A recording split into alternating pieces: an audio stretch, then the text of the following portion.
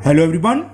Today we will solve from question number 16 of exercise 8th B class 8th RS Agarwal math. इससे पहले video में बल्कि दो video में हमने 1 से लेके 15 तक के क्वेश्चन कंप्लीट कर चुके हैं, जिसका लिंक मैं आपको डिस्क्रिप्शन बॉक्स में दे दूंगा। वैसे प्लेलिस्ट है मेरी, है ना, यूट्यूब पर प्लेलिस्ट पड़ी हुई है class 8th RS Agarwal math नाम से, उसमें देख सकते हैं आप। चलिए क्वेश्चन नंबर 16 करते हैं।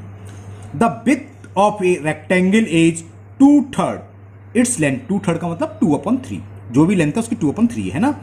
If the perimeter is 180 metre तो find the dimension of the rectangle. तो हमें रेक्टेंगल की डायमेंशन मतलब लेंथ और ब्रेथ दोनों फाइंड करनी है।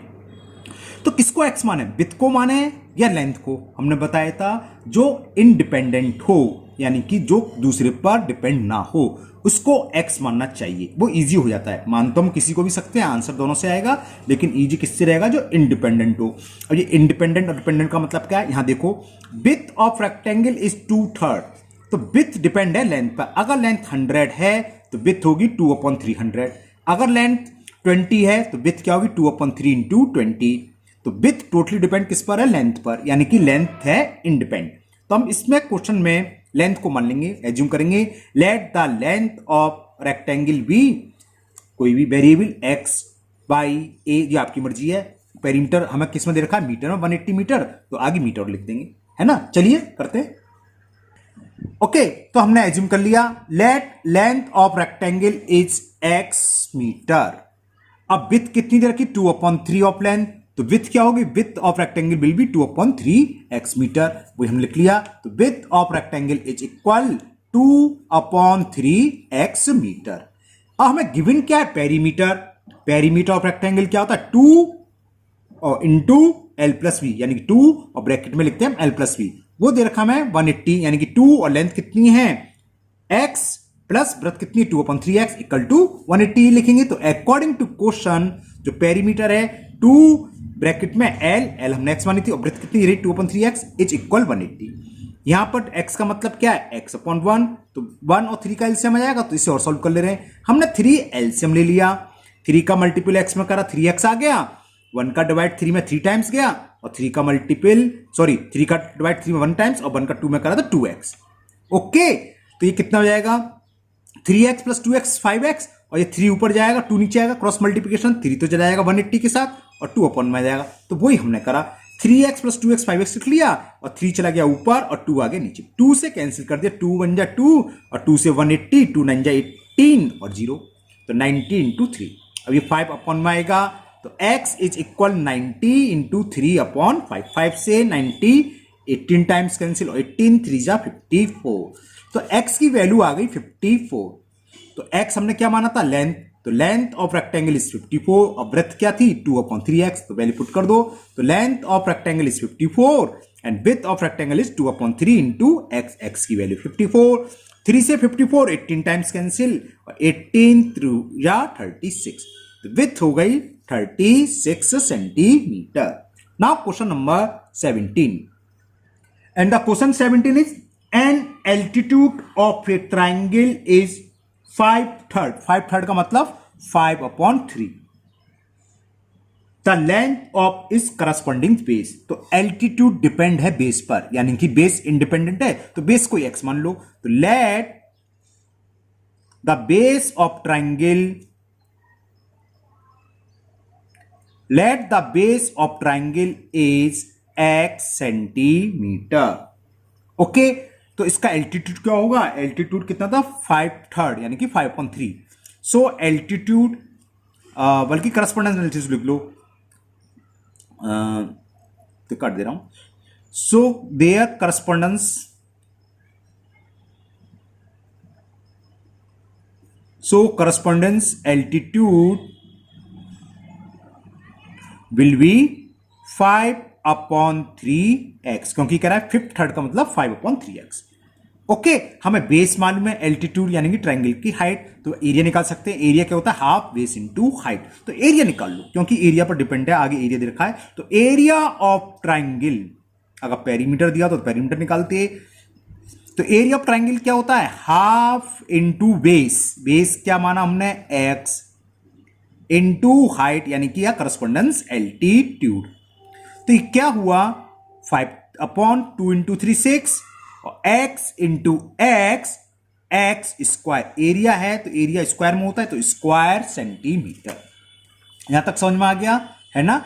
अब आगे ध्यान से सुनना, ये कह रहा है क्या, if the altitude be increase by 4 centimetre, यदि एल्टीट्यूड को 4 सेंटीमीटर इंक्रीज कर दें तो लिख लो कि न्यू एल्टीट्यूड क्यों है, क्या होगा, न्यू एल्टीट्यूड पहले कितना था, एल्टीट्यूड ही रहा 5/3x, तो 5/3x इसको 4 बढ़ा दिया तो ये हो गया, हुआ ना। इसको थोड़ा सा और सॉल्व कर सकते हैं 3 एलसीएम लेके, चलो कर ही देता हूं। 3 एलसीएम ले लिया तो ये क्या आ जाएगा 5x और 3 का मल्टीपल 4 में होगा तो +4। अब न्यू एल्टीट्यूड हो गया इतने centimetre.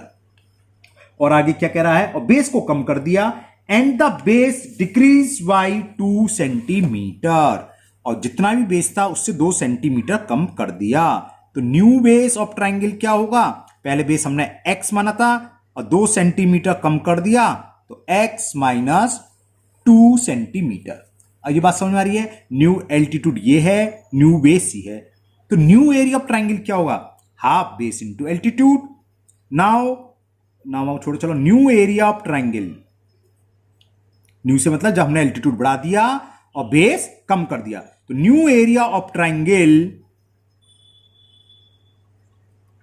Half into base x - 2 है इंटू करस्पॉन्डेंस एल्टीट्यूड और डेट इज 5x + 12/3। तो ये क्या हो गया, x - 2 into 5x + 12/2 into 3 6 square centimetre. यहां तक समझ में आ गया।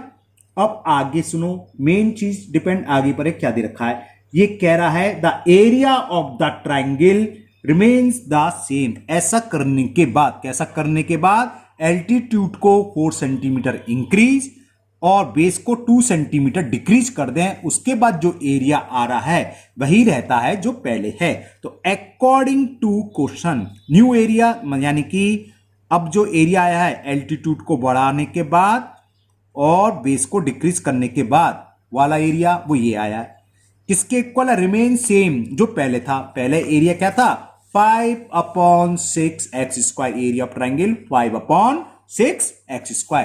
तो इन दोनों को इक्वल रख दो 5/6x²। अब कुछ बेसिक बातें जो आपको पता है, अपॉन में अगर दोनों तरफ सेम संख्या और डिनोमिनेटर में कैंसिल हो जाती हैं तो 6 से 6 कैंसिल। बस अब तो मल्टीपल करना, x का मल्टीपल 5x में करेंगे तो 5x², x का मल्टीपल +12 में तो +12x। ओके, अब -2 का 5 में करेंगे तो -10x और माइनस का प्लस में करेंगे माइनस और 12 2 या 24 it's equal 5x²।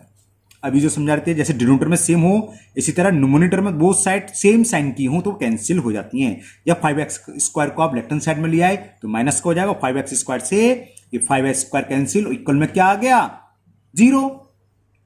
12x - 10x, 12 में से 10x को सब्ट्रैक्ट करेंगे तो क्या बचेगा 2x इज इक्वल -24 को राइट हैंड साइड ले गए। जब हम ट्रांसफर करते हैं लेफ्ट से राइट तो क्या होता है साइन विल बी चेंज, तो -24 हो जाएगा प्लस का 24। 2 से डिवाइड कर दें तो वैल्यू ऑफ x इज 24/2, तो value of x is 12। x की वैल्यू फाइंड हो गई, हमें डायमेंशन निकालनी थी। x हमने क्या माना था ट्राइंगल का बेस है ना, तो base find the base and altitude, base और एल्टीट्यूड पूछा है बस। तो बेस ऑफ ट्राइंगल क्या हो गया, base of triangle is x और x की वैल्यू क्या है 12 सेंटीमीटर और एल्टीट्यूड ऑफ ट्राइंगल वो क्या था 5/3x, तो 5/3x की वैल्यू पुट कर दो 12, 3 1 जा 3 4 जा 5 4 जा 20 centimetre. It is the answer, base of triangle is 12 and height is 20 centimeter या altitude of triangle is 20 centimeter. Now next question number 18 and question 18 is two angles of a triangle are in the ratio 4:5। तो वही हमने लिख लिया, ratio between two angles of a triangle is 4:5। पहले सवाल पढ़ते हैं, if the sum of these angle, इन दोनों एंगल का सम जो है, it's equal to the third angle, तो find the angles of triangle. तो दो एंगल के बीच का रेशो हमें दे रखा है 4:5। हमने कई बार बताया, जब कभी भी रेशो में दे रखा हो तो हम एज्यूम वही करते हैं, एक कांस्टेंट इसके साथ एक वेरिएबल लगा देते हैं। मतलब क्या मानेंगे, फर्स्ट एंगल 4x और दूसरा 5x डिग्री। तो सबसे पहला काम तो ये लिख लो, लेट द एंगल्स आर, बल्कि फर्स्ट टू एंगल्स है ना, और एंगल्स या फर्स्ट एंड सेकंड ऐसे लिख सकते हो। लेट द फर्स्ट एंगल, ऐसे लिख देते, चलो फर्स्ट एंगल इज 4 है, तो 4 एक कांस्टेंट वेरिएबल लगा दिया x, 4x डिग्री, क्योंकि एंगल डिग्री में होता है इसलिए डिग्री लिख दिया है। And second angle is 5x degree. तो थर्ड एंगल क्या होगा, थर्ड एंगल दे रखा है, क्या थर्ड एंगल क्या है, इन दोनों एंगल के सम के इक्वल। तो थर्ड एंगल, एंगल किसके, ट्राइंगल की बात चली, वो मैंने लिखा नहीं है, लिखना चाहो लिख सकते हो। Let the first angle of a triangle, ऐसे ही लिख लेना, मुझे अच्छी अंग्रेजी रहेगी। तो थर्ड एंगल मैं यहां पूरा लिख दे रहा हूं, ऑफ द ट्राइंगल या of a triangle is sum of both, यानी कि 4x प्लस 5x, ये x है, तो 4x प्लस 5x कितना हो गया, 9x डिग्री। अब क्या करें भाई, अब तो कुछ दिया नहीं है, बिल्कुल नहीं दे रखा। अब हमें नॉलेज काम करेगी, जो क्वेश्चन होते हैं तो उसकी बेसिक आपको पता होना चाहिए। किसकी बात चलिए, ट्राइंगल। ट्राइंगल के हमें तीनों एंगल मालूम है, फर्स्ट ये रहा, सेकंड ये रहा, थर्ड ये आ गया।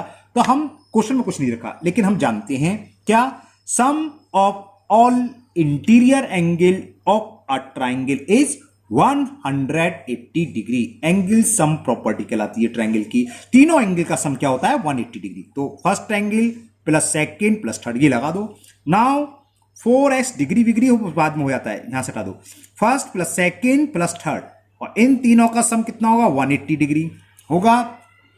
तो 4x plus 5x 9, 9 plus 9 18x की वैल्यू आ गई 180। तो value of x will be 180 upon 18, 18 से 18 वन टाइम्स, तो x की वैल्यू फाइंड हो गई 10। अब तो सारे एंगल निकल आए, वही फर्स्ट एंगल क्या था, 4x, दूसरा 5x, जीरो तो बढ़ाना है, तो लिख लो first angle of the triangle is equal 4 into x, और x की वैल्यू 10, तो 40 डिग्री, डिग्री लास्ट में लगा दो। Second angle of the triangle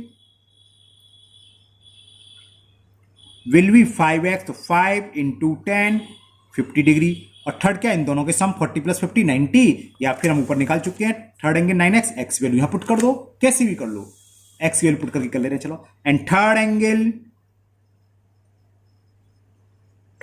angle of the triangle will be 90 degree, will be 9x, 9 into x means 90 degree. It is the answer. कभी कभी ये हो जाता है कि so that triangle is a rectangle, triangle मानो यही क्वेश्चन था, मेजर तो हमने पूछ लिया और लिख दिया prove that triangle is a rectangle triangle. तो अगर किसी भी ट्राइंगल में एक ही होता है 90, एक से ज्यादा 90 होता भी नहीं, पता ही होगा, अगर कोई भी एक एंगल 90 डिग्री आ जाए, या इसे बोलते हैं हम रेक्टेंगल, है ना, तो वो ट्राइंगल कैसा होगा, rectangle triangle, because third angle is 90 degree, so triangle is rectangle triangle. हालांकि पूछा नहीं है, मैंने क्वेश्चन आया दिमाग में आई तो आपको बता दी, कभी कभी ऐसा सवाल भी पूछ लेता है। Now question number 19, and the question 19 is a steamer goes downstream from one port to another in 9 hour. Downstream की तरफ बह रहा है एक पोर्ट से दूसरी तरफ, अब वो 9 घंटे में पहुंच जाता है, ठीक। It covers the same distance upstream in 10 hour, और जब वो अप स्ट्रीम की तरफ चलता है, ये डाउन स्ट्रीम अप स्ट्रीम क्या होता है अभी हम डिस्कस करेंगे, अभी आप क्वेश्चन सुन लो। तो इसको 10 घंटे लगते हैं। If the speed of the stream be 1 kilometre per hour, तो find the speed of the steamer in still water and the distance between the port, दो पोर्ट के बीच की दूरी। तो दो चीज पूछी हैं। तो सबसे पहले तो स्पीड लिख लो, find the speed of steamer. तो लेट द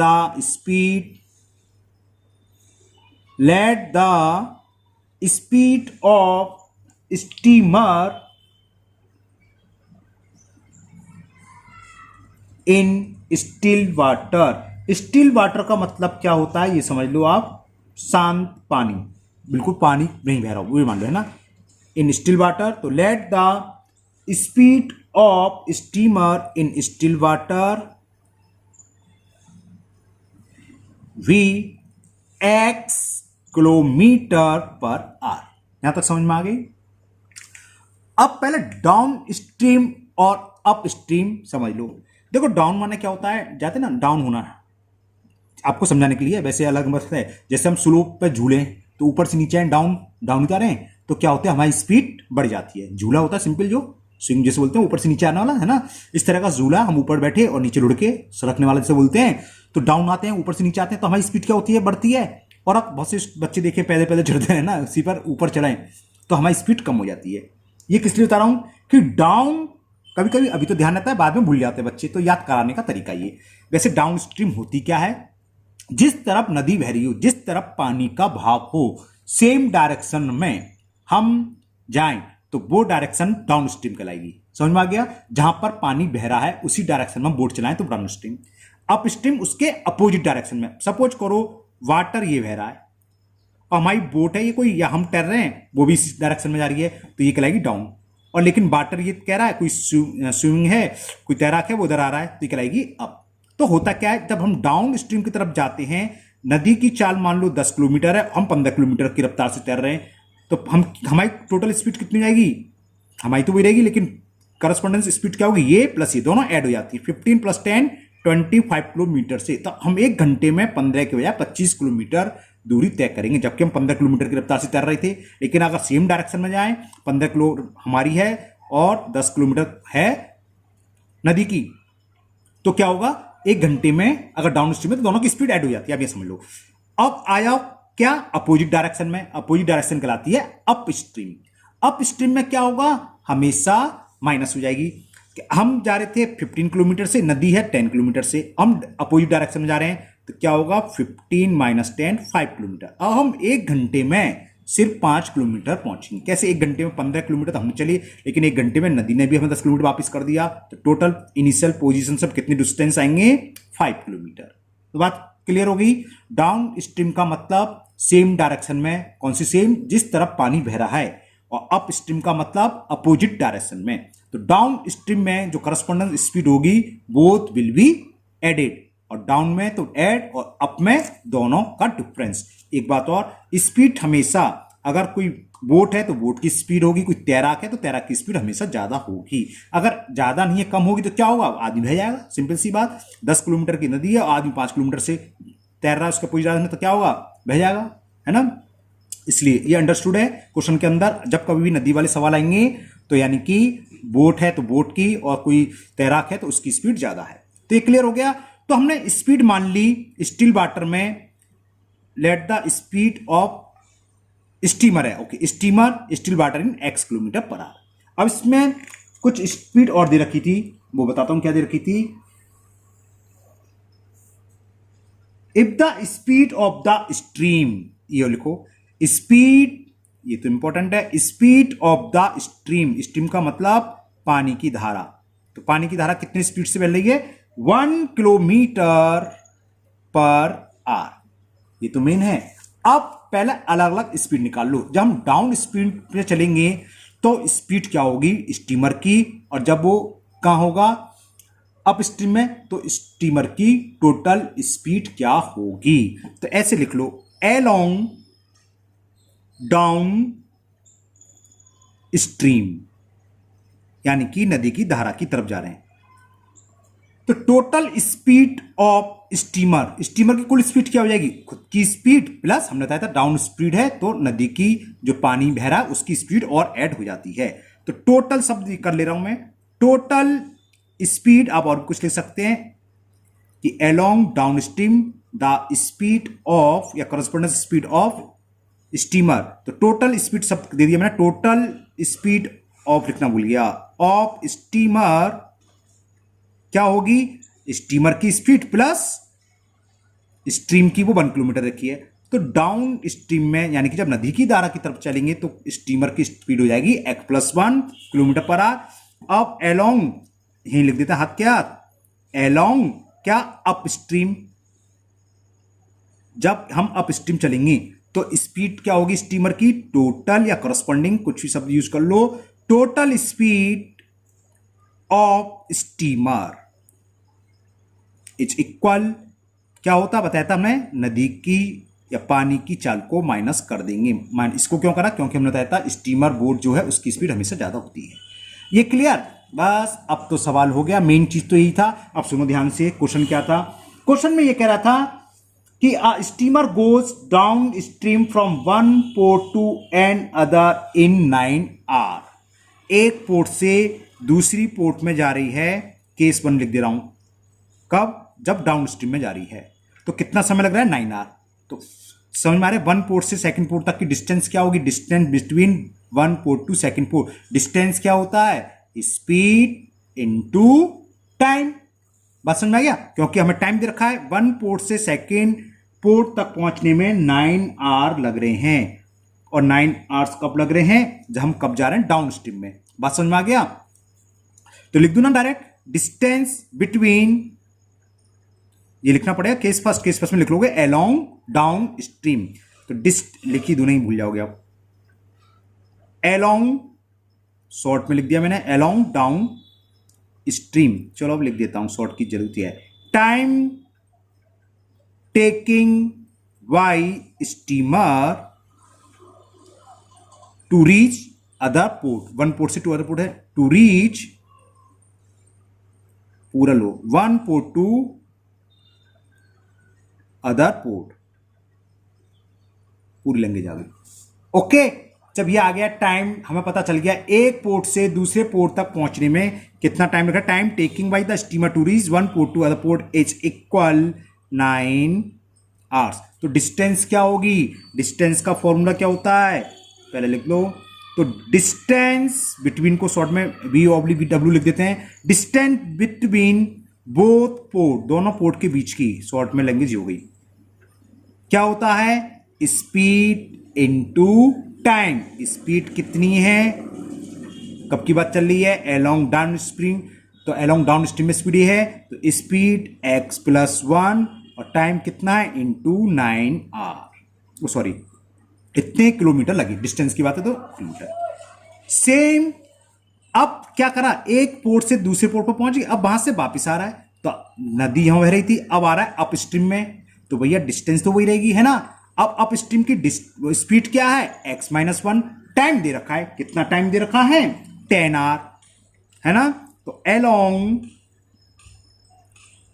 अप स्ट्रीम क्या होगा, लिख दूं, है डिस्टेंस क्या होगी, अब डिस्टेंस कितनी कवर होगी, स्पीड इनटू टाइम, स्पीड अब क्या है x-1 और टाइम कितना लग रहा है 10, इतने किलोमीटर। यहां से यहां तक की डिस्टेंस अगर 20 किलोमीटर, तो वापस में क्या कम हो जाएगी या बढ़ जाएगी, सीमित तो रहेगी। तो कहने का मतलब इनडायरेक्ट है, ये इक्वल इसके होगा, समझ में आ गया ना, कर लिख लो। तो क्या होगा, x-1 इंटू 9 इज इक्वल होगा, x+1 है, सॉरी x+1 इंटू 9 इक्वल होगा x-1 इंटू 10। अब तो हमें सॉल्व करना है, सॉल्व कर लेते हैं, सॉल्व से मतलब मल्टीपल कर लो, 9 का मल्टीपल करा, 9x+9 इज इक्वल 10x-10। तो 9 + 10, 10 को उधर लिया, नेगेटिव था इसलिए, और 9x को हम राइट हैंड साइड में ले गए तो पॉजिटिव है, जब हम ट्रांसफर करते तो साइन चेंज हो जाता है, तो 9 + 10 19, और 10x में से 9x गए x, तो x की वैल्यू निकलाई 19। अब पूछा क्या था ये देखते हैं, है ना, क्वेश्चन नंबर कौन सा था ये, 19। क्वेश्चन 19 में ये पूछा है, find the speed of the steamer in still water and distance between the port. एक तो स्टीमर की स्पीड निकालनी है स्टील वाटर में, वो हमने एक्स मानी तो निकलाई, तो लिख दोगे speed of steamer in still water is equal 19 kilometre per our, और लिख लेना।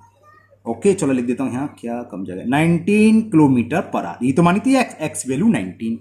अब पूछा डिस्टेंस बिटवीन बोथ पॉइंट। अब डिस्टेंस क्या है, डिस्टेंस हमने निकाली थी, या तो आप ये लिख लो x प्लस 1 इंटू 9 या x माइनस 1 इंटू 10, दोनों डिस्टेंस है, दोनों सेम है, उससे कोई फर्क नहीं, जिसमें आपका मन आए। चलो लिखते हैं, तो distance between port, distance between both port मैं ले रहा हूं x माइनस 1 इंटू 10 से मल्टीपल इजी होता है इसलिए। ओके x की वैल्यू पुट कर दें, 180 आ गया। 19 माइनस 1 इंटू 10, 19 में से 1 गया, 18 इंटू 10 तो 180 किलोमीटर। ठीक है, समझ में आया? मुझे उम्मीद है आपको समझ में आ गया होगा, है ना। बट प्रॉब्लम थोड़ी समझाने में टाइम लग जाता है, वैसे तो बहुत इजी है। अब आपको क्वेश्चन क्लियर हो गया और इक्वेशन सही बन गई, फिर तो सॉल्व करना कोई दिक्कत ही नहीं है ना। अभी तो एक क्वेश्चन और हो जाएगा शायद, एक क्वेश्चन और करते हैं। चलिए next question number 20। Now question number 20, और बहुत इंटरेस्टिंग क्वेश्चन है, ध्यान से समझना आप, है ना, अच्छा क्वेश्चन भी है। The distance between two station is 300 kilometre. साथ के साथ आप फिगर समझ लो, देखो दो स्टेशन है, इन दोनों के बीच की डिस्टेंस कितनी दे रखी है, 300 किलोमीटर।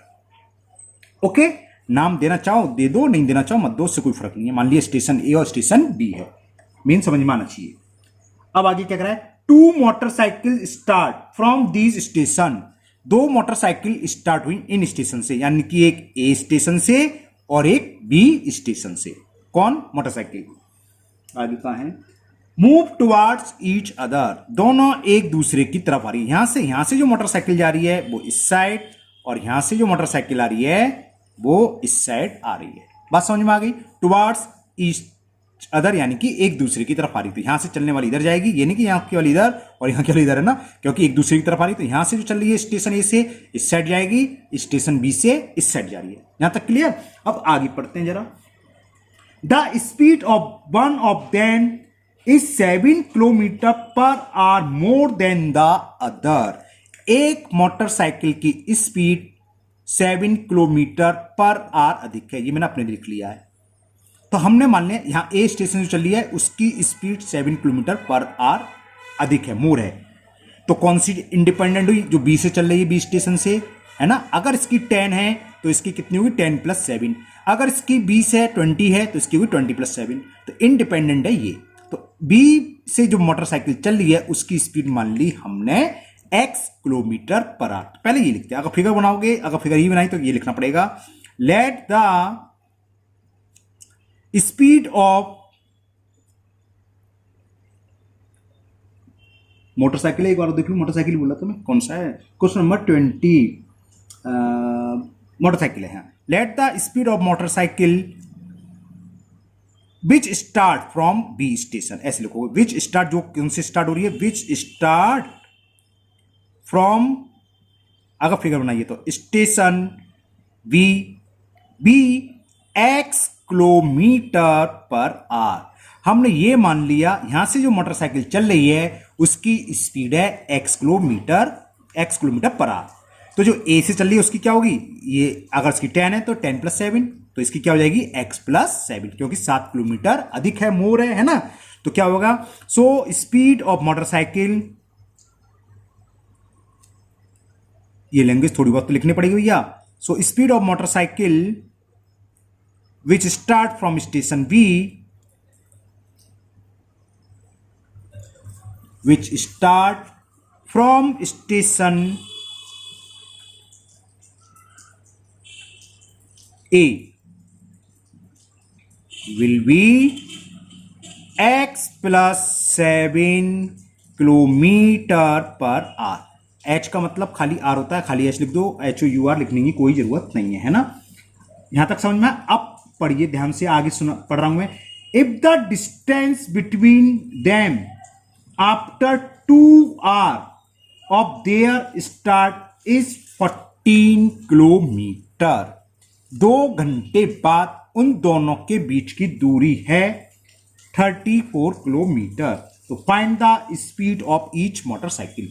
तो 2 घंटे में पहले देखें बी कहां तक आ गई और ए कहां तक आ गई, यानी कि डिस्टेंस कवर बाई मोटरसाइकिल ए, ऐसे लिख दे रहा हूं। मोटरसाइकिल ए से मतलब जो ए से स्टार्ट हुई है ना, distance cover by motorcycle from A, ऐसे लिख दे रहा हूं, from station A in 2 hours। Distance क्या होता है, स्पीड इनटू टाइम। ए से जो चल रही है इसकी स्पीड कितनी है, x+7 और टाइम क्या है 2, तो इतने किलोमीटर, इसका मतलब 2x+14 किलोमीटर दूरी तय कर ली जो स्टेशन ए से चल रही थी। इसी तरह अब बी से वाले की निकाल लो। डिस्टेंस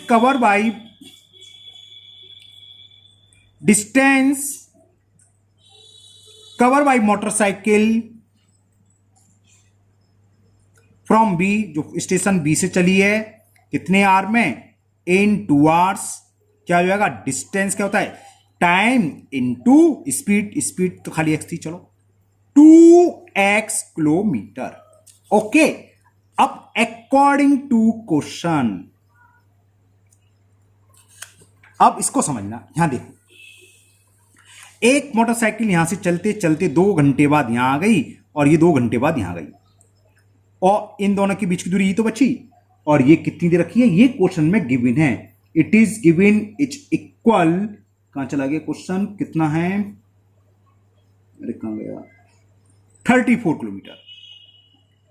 तो मतलब क्या है, मतलब ये है कि 2 घंटे बाद जो ए ने स्पीड तय करी, डिस्टेंस ये प्लस 34 कर दे तो टोटल कितना हो जाएगा 300। अरे यहां तक आई 34 कम रह गया, पूरे डिस्टेंस 300 हो गया। बात समझ में आ रही है, या 300 में से ये और ये सब्ट्रैक्ट कर दें तो 34 बचेगा। अब ये मर्जी आप कैसे भी लिख लो, तो सिंपल तरीका है, ये स्पीड प्लस ये डिस्टेंस, स्पीड गलत बोल गया, यहां से यहां तक की डिस्टेंस प्लस 34 प्लस ये डिस्टेंस पूरा मिलकर कितनी हो गई 300, हुई नहीं हुई, बस यही चीज थी समझाने की। तो अकॉर्डिंग टू क्वेश्चन पहली मोटरसाइकिल कितना चली है 2x+14, दूसरी मोटरसाइकिल 2x, और दोनों के बीच की डिस्टेंस कितने की 34, इन तीनों का सम कितना होगा टोटल 300। बस अब तो हो गया, मेन चीज यही समझाना था, वो आप लोग समझ गए। सॉल्व करते हैं, 2x+2x 4x, 14 + 34 48 इज इक्वल 300। तो value of 4x will be 300 - 48।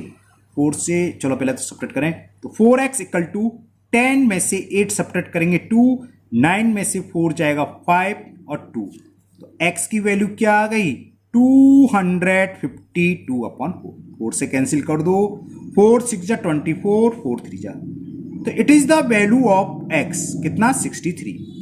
Find क्या करना था इसमें कि find the speed of each motorcycle. तो एक की तो हमने x मानी थी, x किसकी मानी थी, जो स्टेशन बी से चली थी। तो आपको ए भी कुछ दिया तो है नहीं, ये तो हमने माना है, आप डायरेक्ट लिख सकते हो। तो स्पीड ऑफ 1 मोटरसाइकिल ऐसे लिख दे रहा हूं, चलो। तो स्पीड एक की x है, तो स्पीड ऑफ 1 मोटरसाइकिल